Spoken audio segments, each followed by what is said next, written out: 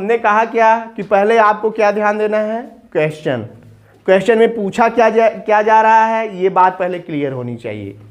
अब देखिए इसको पढ़िए। Write a letter to your friend congratulating him on his success in the 10th board examination.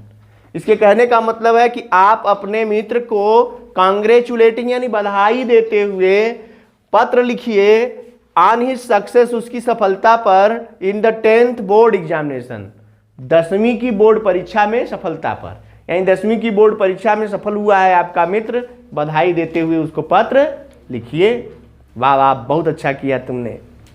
अब भाई तारीफों का पुल लगाएंगे तब तो मिलेगी पार्टी, ठीक है। तो कुछ चापलूसी भी करनी है और कुछ सही बात भी लिखनी है। पॉइंट हमने कहा आपको 5 याद रखनी है। कौन कौन? फर्स्ट, एड्रेस लिखना है। दूसरा, सैल्यूटेशन लिखना है, इसमें नहीं रहेगा, सब्जेक्ट इसमें डालने की जरूरत नहीं है। थर्ड होगा बिगनिंग, एंड फोर्थ होगा body of letter,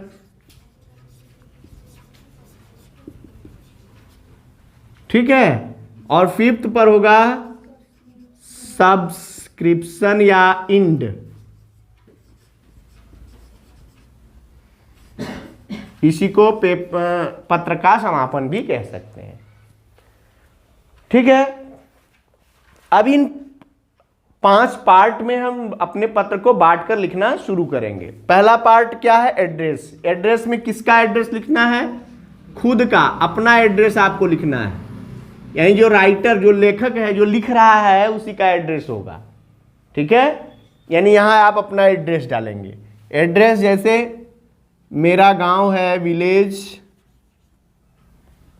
Kasiya Khurd, post कसिया कला, डिस्ट्रिक्ट सोनभद्र।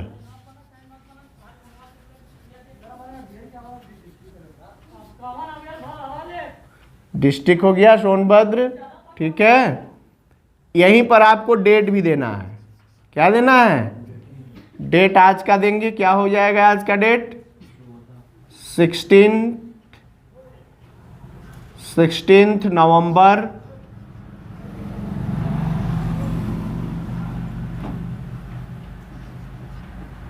2024 23,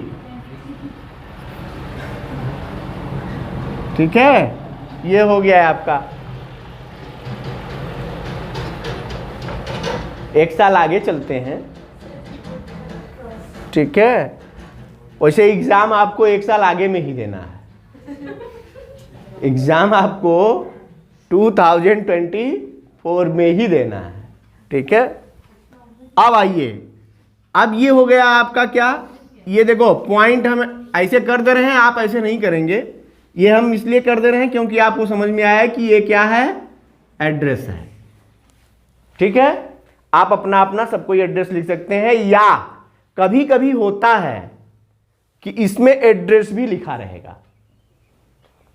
ध्यान क्या देंगे यार, कि इस लेटर में कभी कभी देता है कि यू आर फलाने, नाम भी लिखा रहेगा, अमित कुमार, आपका मकान नंबर, आपका विलेज, आपका पोस्ट, सब लिखा रहेगा उसमें, या गली नंबर वगैरह जो भी लिखा रहेगा। तो जो एड्रेस लिखा है, पॉइंट इज दिस कि यदि यहां एड्रेस दिया है कि आप कौन हैं और कहां से लिख रहे हैं, तब तो आप वही एड्रेस लिखेंगे, तब ये नहीं लिखेंगे।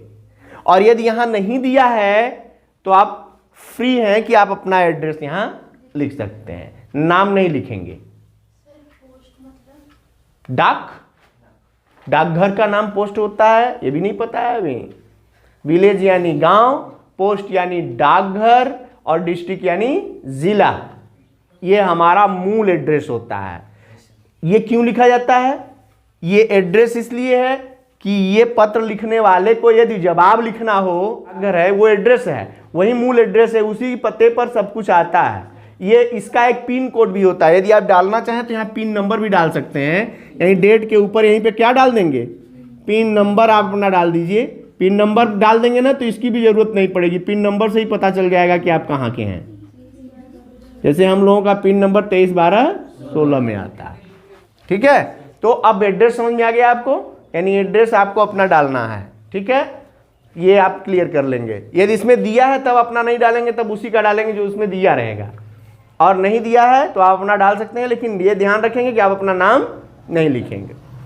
फिर क्या लिखना है इसमें, इसमें आएगा आपका अब सैल्यूटेशन, यानी अब किसको लिखना है। अब ये पॉइंट कहाँ पता चलेगी, फिर हम पत्र में जाएंगे तो किसको लिखना है, अपने मित्र को भी लिखना है, किस लिए, कांग्रेचुलेट करते हुए।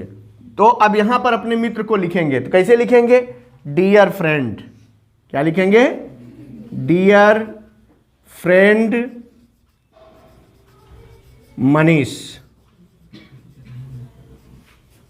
आप अपना फ्रेंड का नाम लिख सकते हैं, भाई वो अंडरस्टूड, फ्रेंड का नाम लिख रहे हैं ना, ये कोई काल्पनिक हो सकता है, या यहां हो सकता है कि नाम दिया हो कि आप अपने फला मित्र को लिखिए, तब नाम दिया रहेगा तो वही लिखेंगे, और नाम नहीं दिया है तो हम जो है अपने मित्र का नाम यहां लिख सकते हैं कि माय डियर फ्रेंड मनीष। क्यों लिखना है पहले समझ लो, लेटर केवल ये दिखाने के लिए है कि हमें लेटर लिखने आता है, इससे कुछ ज़्यादा नहीं है, इसमें कोई हकीकत और इसमें कोई वो इम्पॉर्टेंस प्रदर्शित नहीं करनी है, इसमें केवल एक ही चीज़ प्रदर्शित करना है कि मुझे लेटर लिखने का मेथड पता है, इसी की टेस्ट की जाती है। यहाँ नहीं लिखेंगे, यहाँ नाम काल्पनिक देना पड़ेगा। XYZ क्या होता है, XYZ वहाँ अंतिम में जो होता है वहाँ इसलिए लिखा जाता है क्योंकि वहाँ नाम, हकीकत वाले पत्र में वहाँ नाम लिखेंगे, तो अब वहाँ नाम नहीं लिख पा रहे हैं इसलिए क्योंकि मना है कि नाम नहीं लिखना है, इसलिए वहाँ XYZ लिखते हैं। अब हर जगह XYZ ही लिखेंगे, डियर फ्रेंड मनीष, ठीक है। अब ये आपकी हो गई सैल्यूटेशन।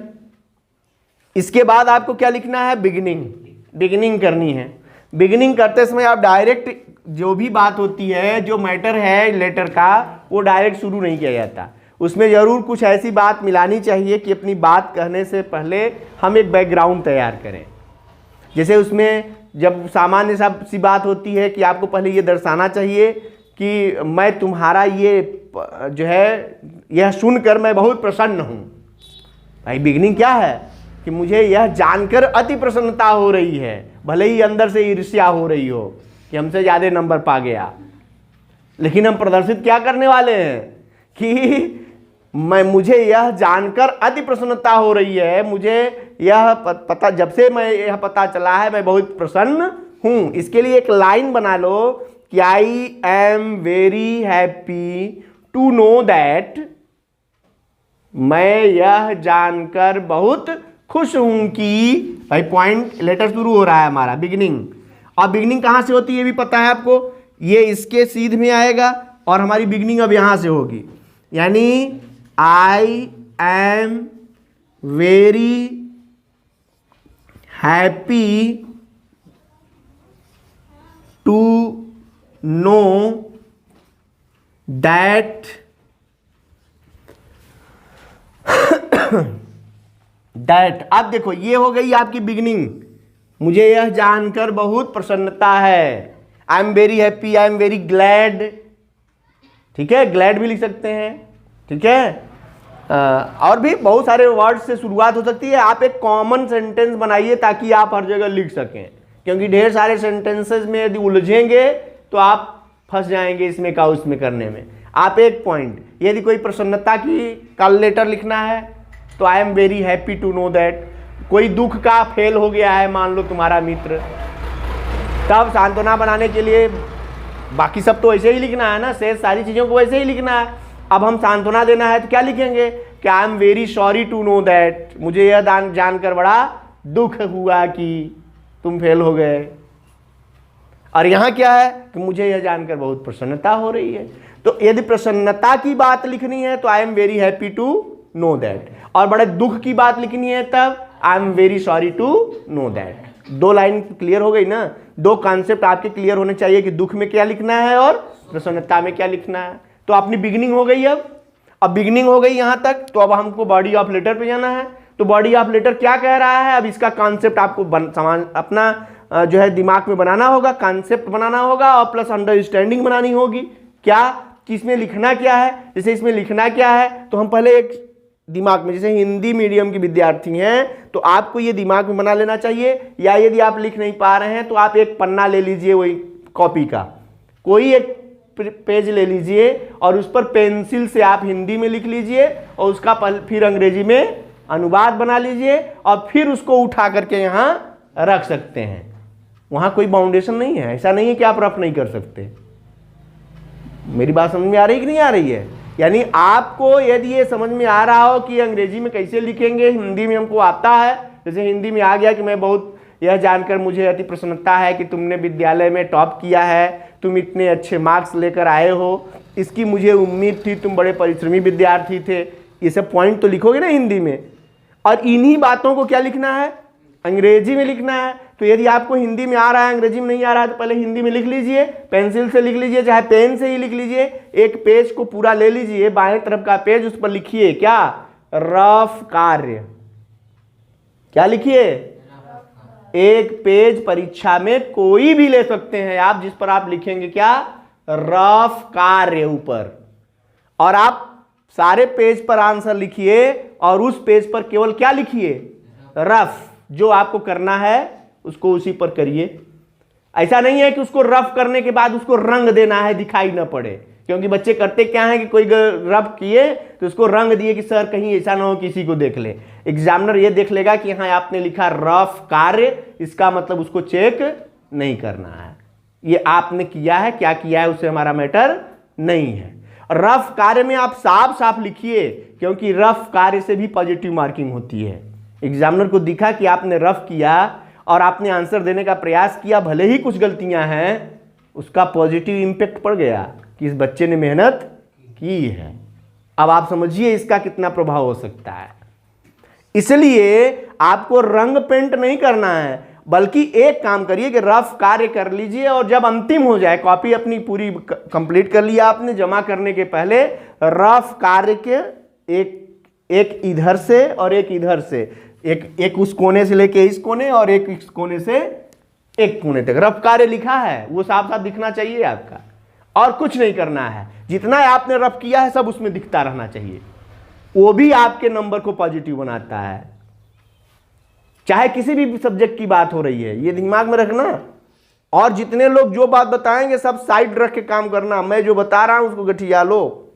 ये सारे पॉजिटिव इंपैक्ट हैं, और इस ऐसा करने से आपका प्रभाव और आपके लिए सुविधाजनक भी है, क्योंकि बोर्ड परीक्षा के नाम पर इतना लोग तुमको डराएंगे कि तुम्हारे दिमाग, अरे ऐसा नहीं करना है, ऐसा नहीं करना है, ये सब करना है, सिस्टम से करना है, सारे काम करना है। क्योंकि आप वहां परीक्षा हाल में बैठे हैं तो आपको केवल कलम लेकर जाने की जरूरत है, वहां आपको कुछ मिलता नहीं है। कॉपी मिल गई, अब आपको उसी पर रफ, उसी पर फेयर, उसी पे सब करना है। लेकिन इतना साफ करिए कि रफ अलग दिखे और फेयर अलग दिखे। रफ कार्य को रफ करके छोड़ दीजिए, उस पर नंबर नहीं मिलने वाला है, लेकिन रफ कार्य को इंडिकेट, भाई रफ नहीं करेंगे हमारा कोई क्वेश्चन गलत हो गया, और हम रफ करके उसी क्वेश्चन को अच्छा कर लिए, हमारा नंबर पॉजिटिव हो गया, तो क्यों ना हम पहले रफ करें, हमारे पास समय भी पर्याप्त है।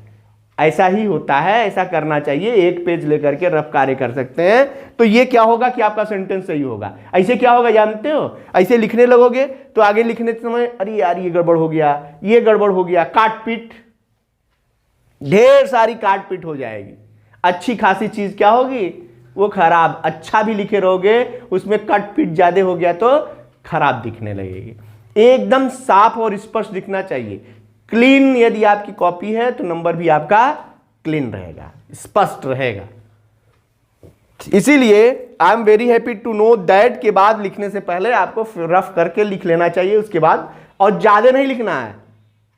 लेटर का मतलब ये मत समझो कि उसमें जितना लिखोगे नंबर मिलेगा। कम से कम में अपनी बात पूरी लिखने वाले को बढ़िया नंबर मिलता है। फिर से कम लिखिए, लेकिन अपनी बात पूरी होनी चाहिए। बहुत ढेर सारा लिखा और बात अपनी पूरी नहीं हुई, नंबर की गारंटी मत लीजिए। लेकिन कम लिखिए और पूरी बात लिख दीजिए। जैसे इसमें लिखना ही क्या है कि तुमने बोर्ड परीक्षा में टॉप किया या सफलता प्राप्त किया है, यह जानकर मुझे प्रसन्नता हो गई। तुम इस तरह के विद्यार्थी थे, भले ही नहीं रहा हो, लेकिन ये तो लिखना ही पड़ेगा कि तुम इस तरह के विद्यार्थी थे, बड़े परिश्रमी विद्यार्थी थे, तुम इसके योग्य थे, तुम्हें जो अंक मिला है उसके लायक थे। मैं तुम्हें इस सफलता पर, इस शानदार सफलता पर हृदय से बधाई देता हूं, भले ही अंदर अंदर जल रहे हैं। इतना लिखना पड़ेगा।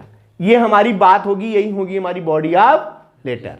फिर आगे आप यहां पर लिख सकते हैं कि मैं अपेक्षा करता हूं या जल्दी ही तुमसे मिलने की अपेक्षा करता हूं। और पर्सनल लेटर जब भी लिखे जाते हैं तो उसमें इस बात को ध्यान दिया जाता है कि बॉडी ऑफ लेटर लिखने के बाद जब सब्सक्रिप्शन किया जाए तो सब्सक्रिप्शन करने से पहले जैसे हम अपने मित्र को लिख रहे हैं तो मित्र के माता पिता को भी ध्यान दिया जाता है। उनके भाई, उसका कोई भाई हो, भाई आप अपने मित्र को लिख रहे हैं तो उसके मम्मी पापा को नहीं जानते? यदि आप उसके आपका वो मित्र है तो निश्चित रूप से आप उसके भाई बहन को भी जानते होंगे। इसलिए जब भी आप लिखिए तो ये दर्शाइए कि मेरा तुम्हारे साथ पारिवारिक संबंध है, यानी मैं तुम्हारे माता पिता और भाई बहन से भी लगाव रखता हूं। इसके लिए एक लाइन लिखनी चाहिए, क्या कि प्लीज कन्वे माई रिगार्ड्स।